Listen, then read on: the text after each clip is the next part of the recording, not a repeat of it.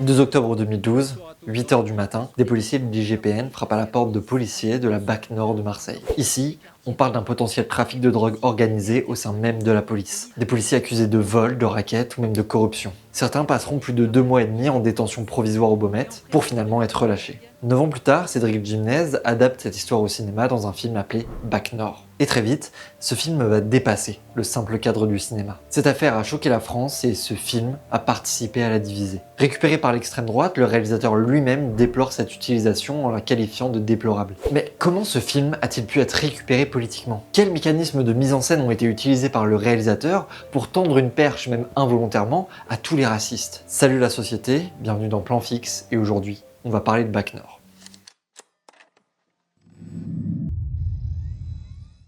Avant tout, il faut comprendre de quoi parle ce film. Alors non, il va pas parler de délinquance, non, il va pas parler de quartier de Marseille, mais il parle de comment des policiers voient Marseille. Ici, la caméra, elle est très loin d'être neutre. On est dans la voiture, avec eux à attendre. On est là à voler des moments de vie, on est là dans leur intimité. Le film nous enferme littéralement avec eux. Mais contrairement à ce que certains peuvent penser, ce film n'est qu'une reconstitution romancée.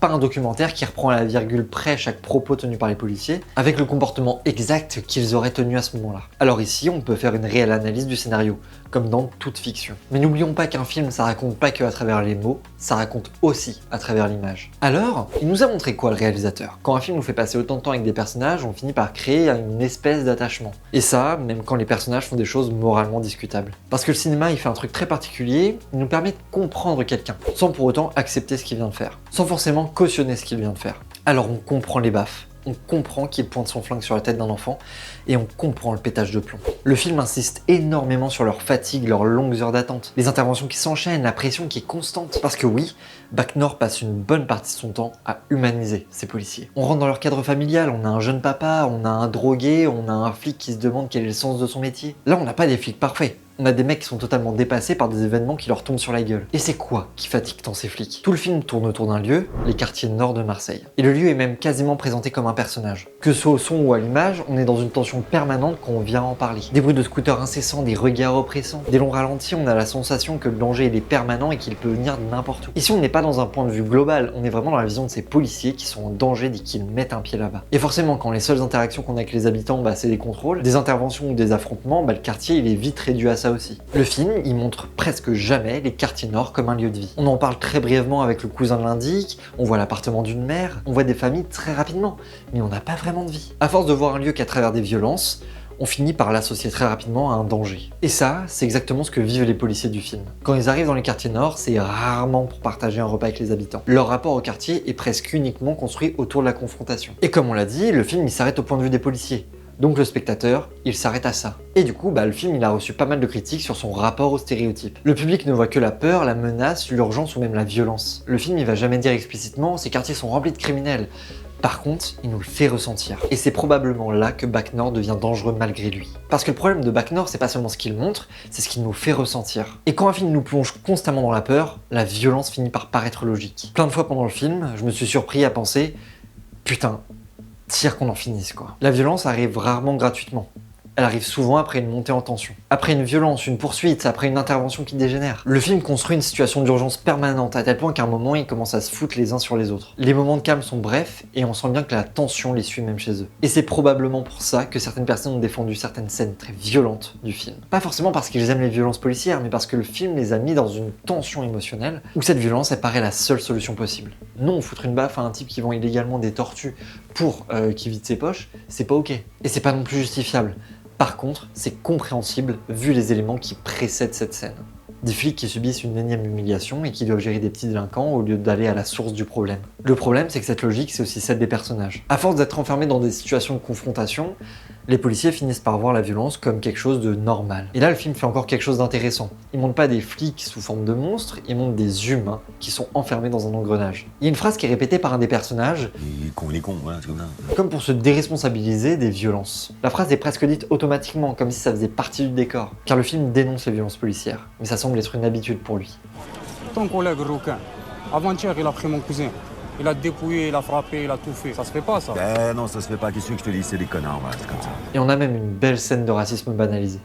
Allez Mamadou, Tu as tes papiers au moins? Donc les voilà dans cet engrenage où tout le monde ment, où tout le monde se méfie, tout le monde est armé, où chaque erreur peut devenir mortelle. Alors forcément, les personnages deviennent paranoïaques. Et à force de vivre constamment dans cette peur, ils finissent par développer une vision déformée des habitants. Il y a cette scène où ils s'attendent qu'un gars vole le portefeuille d'une vieille, sauf qu'ils ne passent jamais à l'action. Leur quotidien leur a fait développer des stéréotypes. Une enquête Cevipof relayée en 2021 disait que 44% des policiers et militaires avaient des intentions de vote pour le RN pour les élections présidentielles de 2022. Quand ton quotidien est construit presque uniquement autour des conflits avec certaines populations, ton cerveau finit par créer des automatismes. Et c'est précisément ici que le film devient ambigu. Parce qu'il montre des mécanismes qui peuvent réellement exister, mais sans réellement réussir à prendre de distance avec eux. Le spectateur finit par lui aussi adopter cette logique de méfiance. Non pas parce qu'il dit explicitement les Arabes sont dangereux, mais parce qu'à force de filmer uniquement des interventions des trafiquants, des tensions, des affrontements, certains spectateurs vont finir par associer automatiquement certaines populations à certains dangers. Et ça, c'est peut-être malheureusement l'un des plus grands pouvoirs du cinéma. Il peut fabriquer une perception du réel sans jamais avoir à l'énoncer clairement. Et le film, il pousse cette logique encore plus loin, parce que les flics finissent par devenir prisonniers de leur propre regard. Ils finissent par anticiper la violence avant même qu'elle arrive. Et ça se ressent énormément dans la manière dont les scènes sont filmées. Un simple regard devient suspect,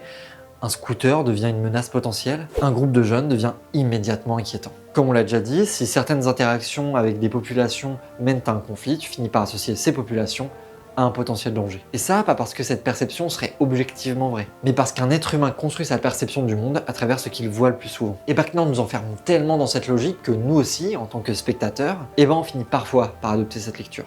Le réalisateur a finalement si bien fait son travail qu'il a fini par fournir des biais sociologiques sur la construction du racisme et des stéréotypes. Et c'est d'ailleurs pour ça que le film a pas mal divisé. Certains y voient une dénonciation du système qui abandonne les policiers, d'autres voient ce film comme un outil qui renforce les stéréotypes envers les quartiers et les populations qui y habitent. Et le plus intéressant, c'est que les deux lectures peuvent coexister. Encore une fois, le sujet du film, c'est pas les quartiers marseillais, c'est le point de vue des flics sur ces quartiers. Et quand un film nous enferme constamment dans la peur, la tension, l'urgence et la confrontation, elle peut vite produire une vision du monde anxiogène. Mais réduire Bac Nord à un simple film qui alimenterait les stéréotypes, ce serait passer à côté de ce que le réalisateur cherche réellement à raconter. Au final, le véritable ennemi du film, c'est pas les quartiers nord, mais c'est l'abandon. Les policiers parlent sans arrêt du manque de moyens, du manque d'effectifs, de la pression des chiffres, de leur hiérarchie, des interventions inutiles, du sentiment d'être envoyés dans des situations presque impossibles. Ils ont l'impression d'être enfermés dans un système qui leur demande de faire des résultats sans vraiment chercher à régler les problèmes. Et c'est probablement là que Bac Nord devient intéressant politiquement. Parce que le film, il ne nous montre pas du tout des policiers qui contrôlent la situation. Il montre des hommes épuisés qui sont envoyés régler les conséquences d'un problème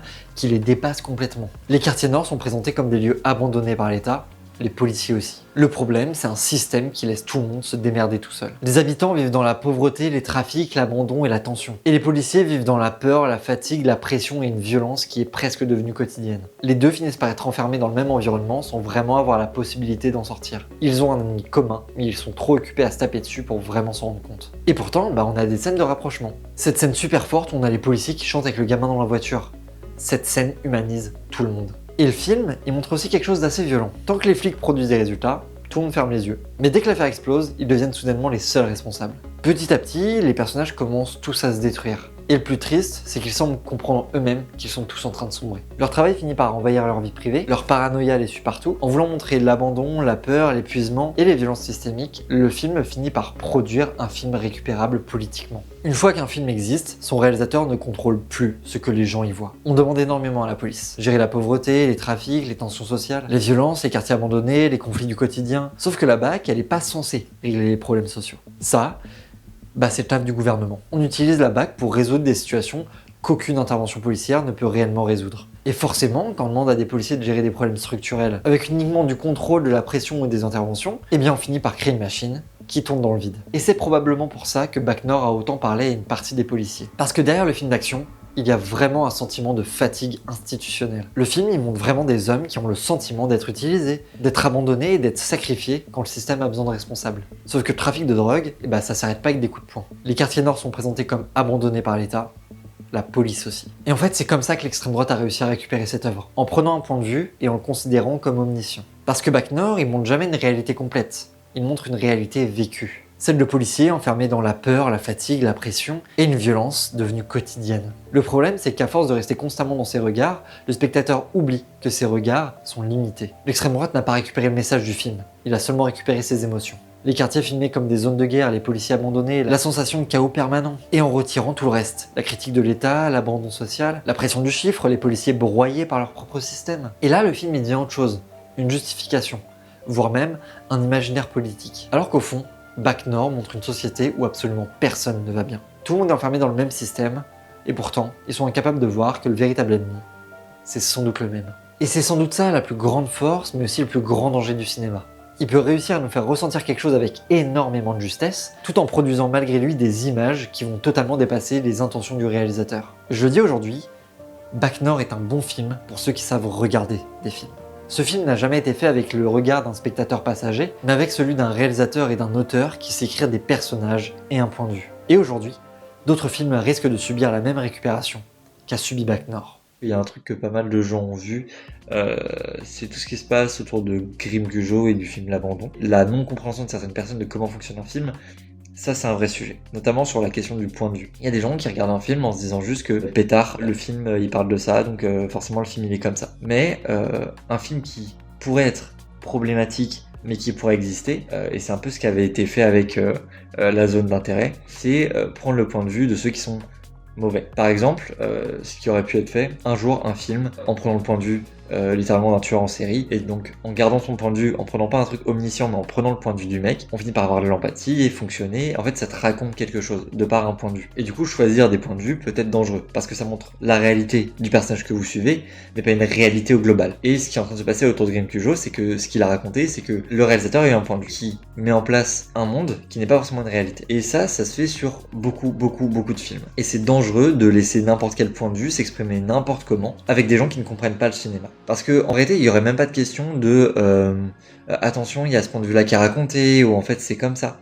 Si les gens comprenaient les films, quand le film utilise un point de vue et que les gens ne sont pas capables de comprendre la notion de point de vue, là ça devient dangereux. Il y a des films et des séries où du coup c'est ça qui est intéressant, c'est que ça prend le point de vue du connard, et à aucun moment, nous en tant que spectateurs, on est censé cautionner ce qui se passe, mais en fait, comme on a un point de vue, le point de vue cautionne, mais le spectateur n'est pas le point de vue. Et du coup, quand Grim Cujo a du coup fait sa take, mais du coup, ce que disait Grim Cujo dans sa prise de parole, ça a été littéralement il y a un point de vue qui a été choisi pour le film, et ce point de vue il est dangereux parce que à aucun moment il est ressenti comme un point de vue, et tout ce qu'il fait c'est propager une vision de ce qui s'est passé.